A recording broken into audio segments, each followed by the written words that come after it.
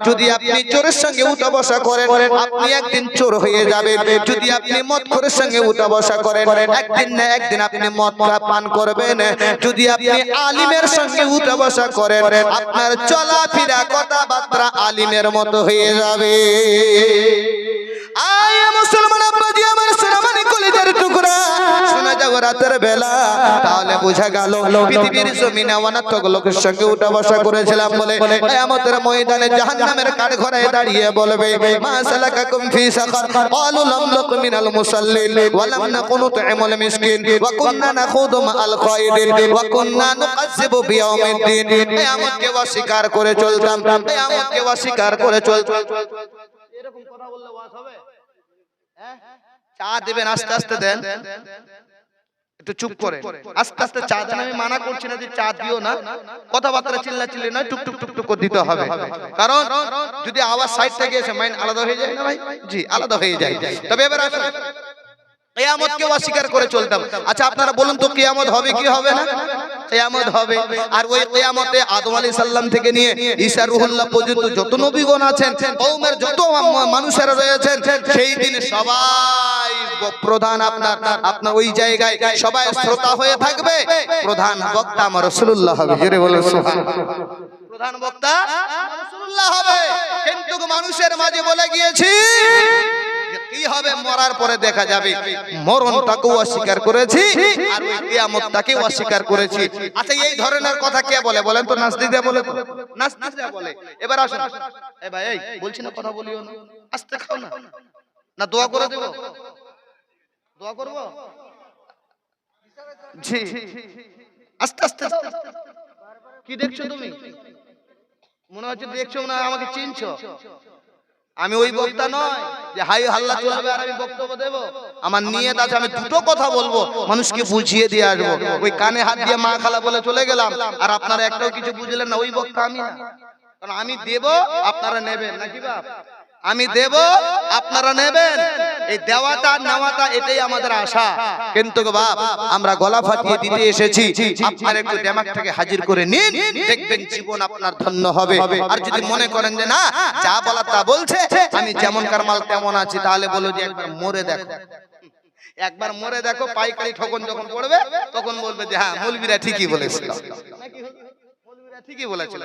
যারা কিয়ামতকে অস্বীকার করে, আপনার কবরকে অস্বীকার করে, আযাবকে অস্বীকার করে, এটা পুরো মুমিন মুসলমান করে না, যারা নাস্তিক হয় তারাই করে। তো নাস্তিকদের জবাব কিন্তু কোরআন হাদিস যতই দেন মানবেন না। তো যে হিলাই বুঝে না তাকে কিলিয়ে বুঝাতে হবে নাকি বলেন?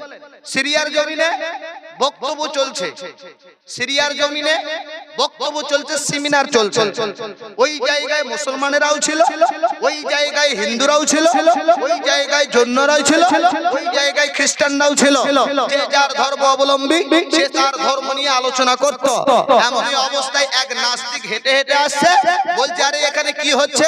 বলে সেমিনার চলছে, বক্তব্য চলছে। বলে আমাকে কেন দাওয়াত করা হয়নি? আরে তুই তো নাস্তিক, তোর সঙ্গে কোনো সম্পর্ক নাই। আর আমরা হলাম মুজির পাহারা দেনেওয়ালা, যা কথা বলবে তুমি বাদশার কাছে গিয়ে বলো। বলে তোর বাদশাকে খবর দে। বাদশাকে খবর দেওয়া হলো, বাদশা বলে ভিতরে আসতে বলো। বাদশার কাছে গিয়ে বলে আচ্ছা আমাকে দাওয়াত করেননি, এটা এক নম্বর ভুল। দুই নম্বর আমি কথা বলছি মুসলমান মানে হচ্ছে মূর্খ। কি বলছে? মুসলমান মানে মূর্খ আর ইসলাম মানে হচ্ছে মূর্খতা। আচ্ছা মাইন্ডটা কতটা খারাপ হবে? এবার আমি যদি বলি এই গ্রামে মুসলমান এই মূর্খ আছে, এই মুসলমান আপনার মূর্খ হয়েছে, তো আমাকে পাইকারি ধুলাই দেবে কে দেবে না? ধর করে মৌলবীকে রে কত জাননেওয়ালা আছে, ও পাইকারি ধুলাই দেবে। কিন্তু কাউকে যদি বলি এই জানোয়ার সন্ত, তো লাঠি নিয়ে এসে দিবে আগে ভাই ধাড়াই। আর ওই মানুষটাকে যদি বলে এই বাঘ, আই তো ও হেসে বলে এই আমাকে বাঘ বলেছে। কিন্তু বাঘটাই জানোয়ার, জানোয়ারটাই বাঘটাই জানোয়ার, জানোয়ারটাই বাঘ। কিন্তু ভাষাটা বলার কারণে মারপিট হচ্ছে। আচ্ছা আচ্ছা আচ্ছা। ওই নাস্তিক গিয়ে বলছে হুজুর আমি আজকে বললাম মুসলমান মানে হচ্ছে মূর্খ, ইসলাম মানে হচ্ছে মূর্খতা। বাদশার মাইন্ড গরম হয়ে গেল, এটা কেমন কথা? বলে হ্যাঁ যদি আর প্রমাণ নিতে চান আমি তিনটে প্রশ্ন করব। কয়টা বাপ? তিনটে প্রশ্ন করব। তিনটা প্রশ্ন যখন করবে, এই তিনটা প্রশ্ন যদি উত্তর দেয়, আমি আর নাস্তিক থাকবো না, আমি মুসলমান হয়ে যাব। তো বাদশা বলছে ঠিক আছে। স্টেজে দাঁড়িয়ে বলছে এই শোনো, তোমরা যাকে এক আল্লাহ মানো, ওয়াহদাহু লা শারিক বলো, সে আল্লাহর আগে কে ছিল বলো। কেউ উত্তর দিতে পারে না, কেউ উত্তর দেয় না। একজন আলিম গিয়ে বলছে হুজুর এই নাস্তিকটাকে নামান, এর মাথা খারাপ হয়ে গেছে। হ্যাঁ, তখন নাস্তিক বলছে হুজুর বলেছিলাম না মুসলমান মানে হচ্ছে মূর্খ, ইসলাম মানে হচ্ছে মূর্খতা। কেউ উত্তর দিতে পারলো না, সবাই স্টপ। 2 নম্বর প্রশ্ন বলো। 2 নম্বর প্রশ্ন বলা হলো যে তোমরা যাকে এক আল্লাহ মানো, ওয়াহদাহু লা শারিক বলো, সে আল্লাহ এখন কি করছে? কেউ উত্তর দিতে পারে না। 3 নম্বর প্রশ্ন যে তোমরা যাকে এক আল্লাহ মানো, এক ওয়াহদাহু লা শারিক বলো, সে আল্লাহ এখন কোন দিকে দেখছে? কেউ উত্তর দিতে পারে না।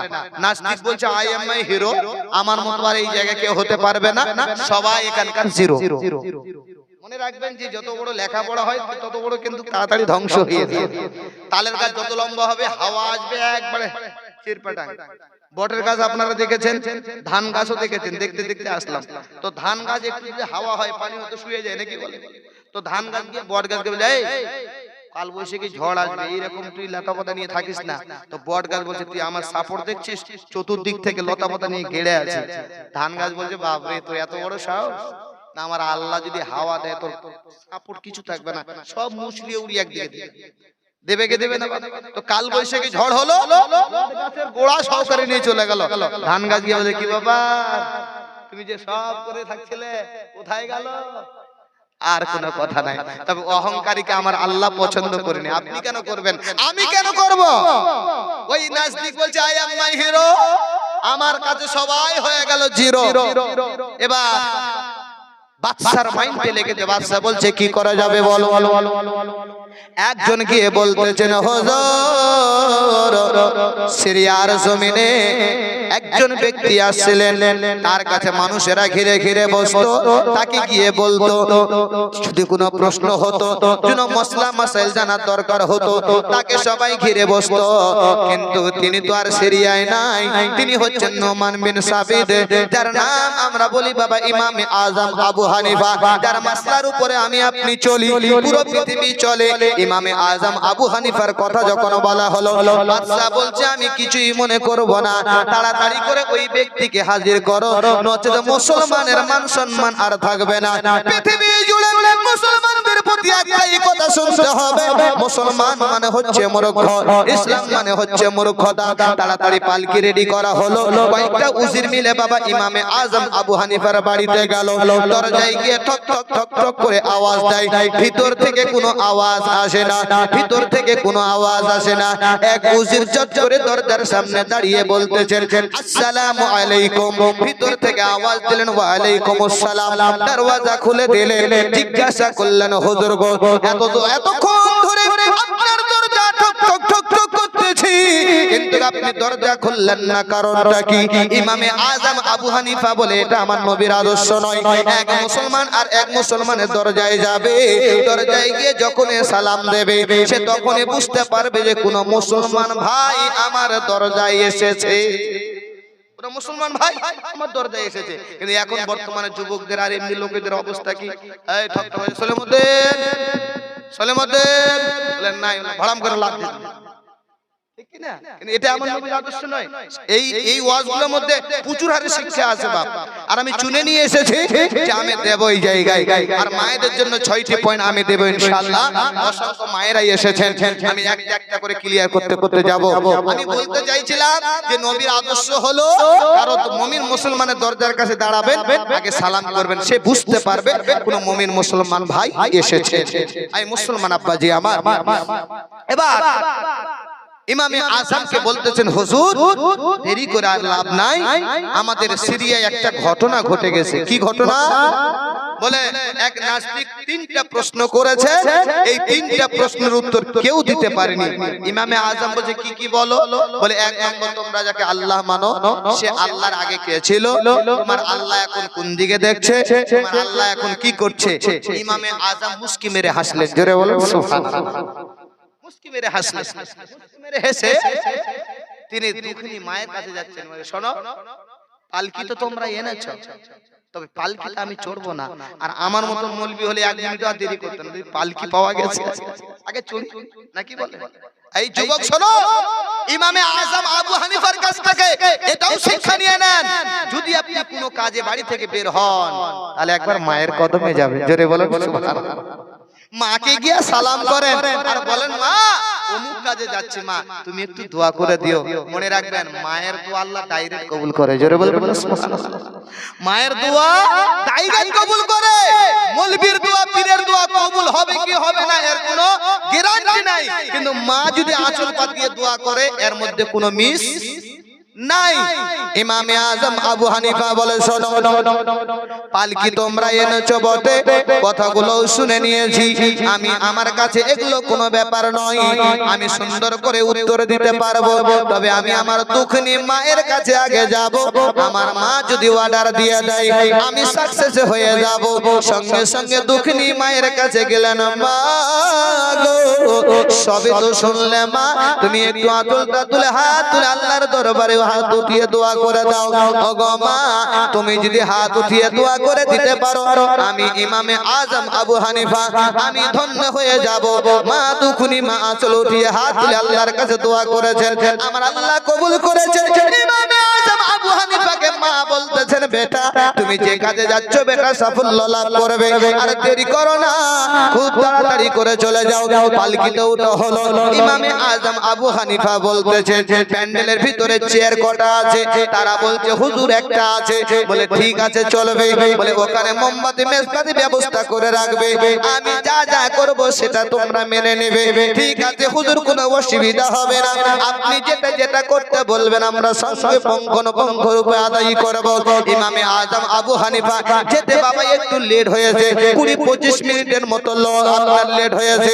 ওই দিকে নাস্তিকের আপনার বলা হয়েছে প্যান্ডেলের ভিতরে এতগুলো সিরিয়ার মানুষ হয়েছে, আজকে বড় মোকাবিলা হবে, আজকে একটা মুনাজারা হবে, কে জিতে কে হারে এটা একটু দেখার জন্য সবাই বাবা একত্রিত হয়েছে।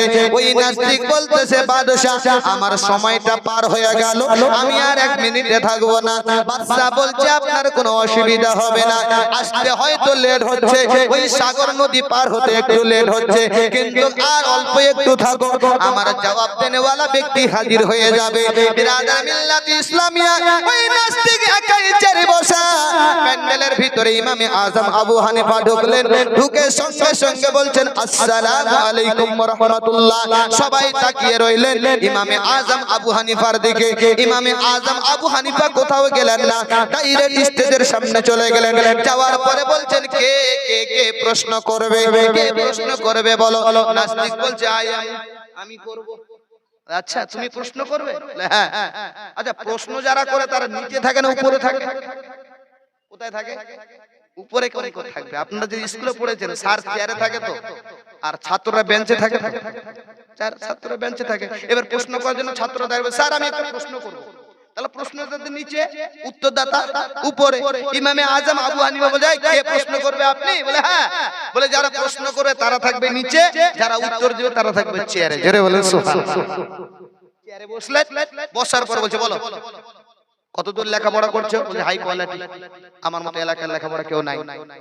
নামতা জানো? বলে জানি। লোকন 1 2 3 4 5 6 7 8 9 10 বলে থাম। আয় এদিকে 10 9 8 7 6 5 4 3 2 1। নাস্তিক বন্ধ হয়েছে।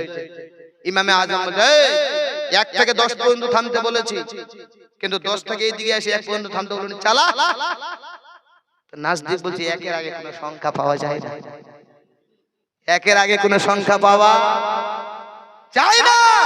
ইমামে আজম আবু হানিফা বলে, শোন, 1 এর আগে যেমন কোনো সংখ্যা নাই, এক আল্লাহর আগেও কোনো আল্লাহ নাই। জোরে বলেন সুবহানাল্লাহ। কুল হুয়াল্লাহু আহাদ আল্লাহুস সামাদ লাম ইয়ালিদ ওয়া লাম ইউলাদ ওয়া লাম ইয়াকুল লাহু কুফুয়ান আহাদ। দলিল তো পরে, যুক্তি কিন্তু আগে। ইমামে আযম আবু হানিফার যুক্তিতে যখন শুনলেন, নাস্তিকের মাথা গরম হয়ে গেল। কার পাল্লায় পড়লাম? মানুষ বলে না বাপেরও বাপ আছে, বাপেরও বাপ আছে। ইমামে আযম আবু হানিফা কথা শোনার পরে যখন ঘাবড়ে গেলেন, বাদশার মন একদম টাইট হয়ে গেল। বাপ পেয়েছি, এবার মানুষ আমি উত্তর দেনেওয়ালা। এবার বলছে বল দ্বিতীয় প্রশ্নটা কি? বলতে এবার ভয় পাচ্ছে, কাঁপছে, এটা দেবে কি করে। কি বলছো বলো? বলছে আচ্ছা বলো তো তোমার আল্লাহ কোন দিকে দেখছে? উজিরকে বোঝায় লাব্বাইক, তাড়াতাড়ি দে তো মোমবাতিটা আর মেজবাতিটা। মোমবাতিটা আর মেজবাতিটা মানুষের সৃষ্টি, জ্বালা। নাস্তিকা জ্বালাতে চায় না, ওই এমনি কথা বলতে চাইছে। ইমামে আযম বলছে বাদশাকে, হুজুর যদি ও আমার মোমবাতিটাই না জ্বালায় তো আমি প্রশ্ন উত্তর দেব কেমন করে? বাদশা বলছে জ্বালা। বাদশারও তো একটু গর্ব চলে এসেছে, আমাদের মুসলমানের কথা হচ্ছে এখন। যেমনি বাদশা হুমকি দিয়েছে, মোমবাতিটা জ্বালিয়েছেন, যেমনি মেজবাতিটা জ্বালিয়ে মোমবাতি জ্বালাচ্ছে। ইমামে আযম বলছে দেখ মোমবাতি কোন দিকে দেখছে? মোমবাতি সব দিকে দেখছে, আলো সব দিকে দিচ্ছে, আলো সব দিকে দিচ্ছে। এটা নয় যে শুধু মুসলমানকে আলো দিচ্ছে, হিন্দুকে দেয় না। মোমবাতি জ্বালিয়ে চতুর্দিকে আলো দেয়। ইমামে আযম বলছে শোন, দুনিয়ার মোমবাতি যেমন চতুর্দিকে দেখে, সে আল্লাহ তোমাকে আমাকে সৃষ্টি করেছে, সে আল্লাহও চতুর্দিকে দেখে। জোরে বলুন। দুই উত্তর হয়ে গেল। মাহফিল থেকে ওই জায়গায় উঠে গেল, জিতিল রে জিতিল মুসলমান, জিতিল জিতিল রে জিতিল মুসলমান, জিতিল। ইমামে আযম যাই খুব তাড়াতাড়ি কর, আমার সময় খুব কম। 3 নম্বর প্রশ্নটা কি? 3 নম্বর প্রশ্নটা এটাই ছিল, তোমার আল্লাহ এখন কি করছে? ইমামে আযম আবু হানিফা বলছে এটাও তুই বুঝতে পারিস না আমার আল্লাহ কি করছে? বলে কি করছে? বলে তোকে চেয়ার থেকে নিচে নামালো, আমাকে চেয়ারে বসালো, আমার আল্লাহ এটাই করছে। জোরে বলে সুবহানাল্লাহ। তোকে চেয়ার আর আমাকে আল্লাহ চেয়ারে বসিয়েছে, আমার আল্লাহ এটাই করছে। ব্রাদার পুরো মাহফিলে একদম নারে তাকবীর নারে রিসালাতে ধ্বনি হলো। ওই নাস্তিক ওই জায়গায় কলমা পড়ে মুসলমান হয়ে গেল। জোরে বলেন সুবহানাল্লাহ। আউয়াল জিন আখির দিন